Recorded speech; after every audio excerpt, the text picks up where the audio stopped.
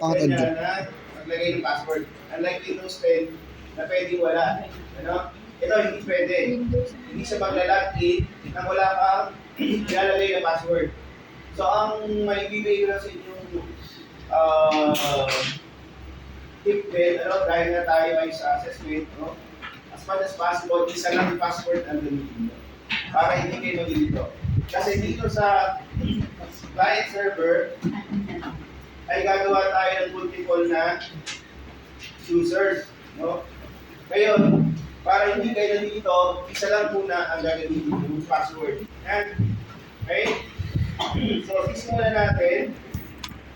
Okay, ito yung isang computer. Ito yung isa pa. So, again, meron tayo dalawang bukas. Ito yung sinasabi sa inyo. Na pwede sana natin gawin kahit limited yung ating computer. Kaya lang problema, sa setup natin hindi kaya. Medyo naglalap. So, ayan, huwag kayo malilito ha. Bali dalawa kasi yung gagamitin natin computer doon. So, ginawa lang ni Sir para mas madali ko may demo. Ayan. Ito yung server, ito yung client. Windows 10 and Windows 2012. So, yan yun, R2. Alright. So, ako na yung gagawin, ay i-change name nyo muna yung mga computers. So, paano magpalit ng pangalan ng computer? So, i-right click nyo lang yung sa this PC.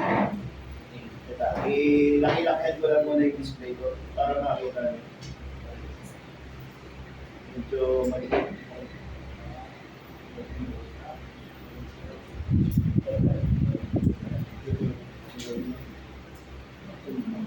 Ayan. Ayan. So, again, may dalawa akong computer na, huwag mali dito. So, sabi ko nga, change, magpalit muna tayo ng pangalan ng computer. So, again, pwedeng kahit saan naman yun, kahit anong mauna, yung server ba o yung client. Okay? So, dito tayo, palit tayo ng pangalan. So, paano magpalit? So, sa PC nga, again. So, palitan niyo muna yung pangalan ng PC. So, nandito sa, inuna ko muna sa client, ha? So, punta kayo doon sa rename, is PC. Again, nag-right click ako sa PC, And then, dito, yan, palit kayo. Yan, so change. And then dito, yan, client naman yung pangalan niya. So, okay na yun. Pero in case yung pangalan ng client, so pakipalitan nyo na lang. For example, gawin ko naman siyang user. Para lang may makita na nagpalit. Yan. And then work group, okay na yun. And then yung okay nyo. Okay. So, manghihingi siya ng restart. Ayan. Hihingi na pagka-close nyo, hihingi siya ng restart. So, i-restart now. By the way, sino yung nakapag-configure na ng server? O yung sa Sydney network? Meron na? Yung nakapag-network na ng dalawang PC or totally wala? Wala ba? Medyo mabigat talaga sa atin. Ayun, isa pala. Dalawa. Sa lahat ng dalawa ko, parang sila dalawa lang lagi ang So medyo mabigat, Kasi this is the first time may encounter dito. Tapos, sasabak tayo sa assessment, kaya napakabigat nung task natin dito pare-pareho. Nakukuha nyo? Kasi, in-imagine, ngayon pala tayo ma-open dun sa bagay na yun, tapos mag-e-exam agad. Okay? Kaya, pag hindi dito sineryoso, sayang i-invest nyo rin doon. Kaya ako'y very eager na kayo turuan. Kasi, sayang yung opportunity na meron kayo ngayon. Okay? Nakukuha nyo. Kaya bawat detalye sinasabi ko dito ay inyong isa-isip. O ilagay nyo sa isip nyo. Huwag yung baliwalay ito. Kasi sinasabi sa inyo, pag hindi nyo ito inayos, kayo rin yung kawawa pagdating sa assessment. Sinasabi sa inyo. Kakainin tayo. Alright, so yun. So nagpalit ako ng pangalan. Yan naman, well guided tayo. Nandiyan lahat yan sa ating notes. So, Ang sa akin lang kung paano siya i-execute. Eh, at naniniwala ako na kaya nyo. Kasi doon sa mga pinagawa ko, nagawa nyo. So ito, napaka-imposible rin na hindi ko magagawa. Basta seryosohin nila. At maniwala kasi yung sarili. Naintindihan nyo? Okay? Kaya kita nyo bakit ako mahipit. At ayoko nung maluloko lang pagdating sa loob. Hindi biro itong gagawin natin. Especially na kayo ay hindi talaga aware kung sa mga sinasabi ko. Unlike nung unang batch na meron ako dito, 4th year na yun. So talagang yun ay talagang sinubukan na ng panahon. Ano? Naiintindihan niyo ba yung sinasabi ko? Para lang maparamdaman nyo na hindi ako nagbibiro doon sa ginagawa, hindi biro itong ginagawa natin. Mabigat ito sa totoo lang. Para sa akin at para din sa inyo. Okay? O, sunod. Napalitan ko na yung pangalan. Di ganun din yung gagawin nyo dito. Same procedure lang naman. So, papalitan nyo rin yung pangalan nito. So, parang ganun din ang magiging style dito. So, dito naman, ayan, change settings tayo dito. Ako ay mahihirapan dito sa akin. Ayan. Okay, so change. So, dito, ayan. Server. No? Papangalan natin. Parang ito mga. Saan natin? So, yun. So, papalitan natin. So, ganun din, ha?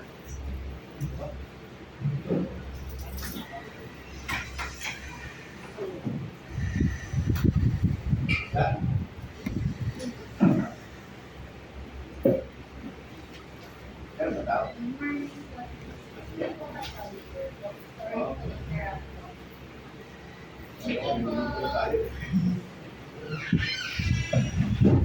So yan, madalatan mo ng pangalan, ginawa ko sa server. Sir, bakit po binapalitan mo yung pangalan ng computer? So mahalaga yun para alam natin kung paano natin tatawagin o i-call out yung PC, kung paano natin siya i-address. Diba? Kaya ba, nakapag-program na. Hindi ba? Ano, ay, first year pa lang pala kayo. Pero siyempre, may basic na programming na kayo. No? So parang ganun din. Paano mo ko-call yung specific variable o specific kung hindi natin siya lalagyan ng pangalan. So parang ganun din. Okay? So yan. So, i-okay natin. And then kung napatan na natin, so iingi siya natin start, ibigay nyo. No? Kasi hindi magte-take effect yung ginawa natin kung hindi kayo mag-restart. Okay? So yun yung unang gagawin, nakapagpalit ng pangalan. Susunod, maglalagay naman tayo ng IP address. Okay? So yung IP address, yun, yung ginawa natin yung parang sa router. So meron ding range. No? Kasi pwedeng sabihin sa atin, dapat alam nyo kung paano kayo mag-a-adjust doon sa IP address. Okay? So, kailangan alam niyo yung range ng IP. Nakakuha. No? Okay? So, for example, maglalagay na tayo ng IP. So, pag sinabing class A ang gagamitin. So, alin doon. So, pag sinabing class A, siguro ito na lang gamitin natin para madali. Again, paano nalalaman yung class A, class B, class C? Yes, yung percent, ng octet. So, dito lang naman yun. So, ito, i-right click nyo lang dito. Ito, yung icon. Yung sa internet natin, ito. So, teka lang, adjust ko lang to. Kasi ay virtual box na pala po. So, hindi ko siya na-adjust. Adjust ko lang. Kasi, hindi pa siya nakakonect sa labas. So, settings ko lang. Dapat nga pala pag nagamit kayo ng virtual box at ang i-connect nyo ay yung nasa loob, internal network na gawin. Okay? Kasi pag hindi internal network, ang magiging na-connect yung nasa loob ay yung mismong laptop or mismong desktop. No? Hindi yung mga nasa loob na OS. So, yun yung gagawin nyo ha, pag gumamit kayo ng virtual box. In case na mag-practice kayo, halimbawa, sa ibang lab, mukhang mahirapan tayo pag dito tayo ng virtual box. Medyo mababa yung memory. No? Okay? So, kung makaka-request kayo ng ibang laboratory na medyo mataas yung RAM, siguro doon kayo pwede mag-practice. Ano? Okay? So, yan. So, start natin. Pero dito, sabi sa inyo, ang gagawin natin ay solohan na. No? Kung server yan, server. Para hindi, para magamit. Ano? So lahat ay gagawin natin server yan. No? So yan, so nagawa na natin, magpapalit tayo ng IP class. So again, lagi kayong hihinga ng password dito. Ano? So, nasa inyo na yun kung ano yung lalagay nyo password para make sure na uniform muna tayo. Siguro, gamitin lang muna natin LSPU at 2020. So, yun lang muna gamitin nyo. LSPU 2024. No? Ngayon lang muna gamitin natin para pag nag-check din ako, alam nyo yung ginagawa. Okay? Alright, so napalitan ko na. So, kaya magpapalit ako ng IP. So, dito, maglalagay ka ng IP. Na-right click ko lang yan para dito sa router. Ano? So, dito, kung dati, pagka may router tayo, ay naka-octave tayo. Di ba? So, tawag lang dynamic na IP pag walang hindi tayo nilagay. Ngayon, pag nilagay na tayo, tawag na na static. Yan. So, mag-static IP na tayo. So, maglalagay tayo dito. So, di ba, sabi ko class 8. So, ito yung gagamitin kong example ng class 8 2020 para hindi mahirap. Yan. No? And then dito, nakikita niyo ba din sa likod? Okay? So, dito, ganun din. Dati, wala tayong nilalagay dito. Pero ngayon, meron na. So, tandaan nyo, kung ano yung DNS server, ayun dapat ang ang ilalagay nyo dito ay yung IP address ng server. Ha? So, siyempre, yung 2020 dito. Ano? Okay? Parang gano'n. Parang gano'n. Yan. Okay? Ngayon, open ko na rin itong client para hindi kayo malito.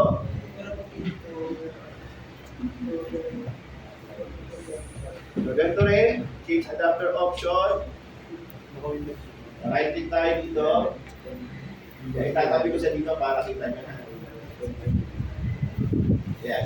Ito yung ating client. Sorry.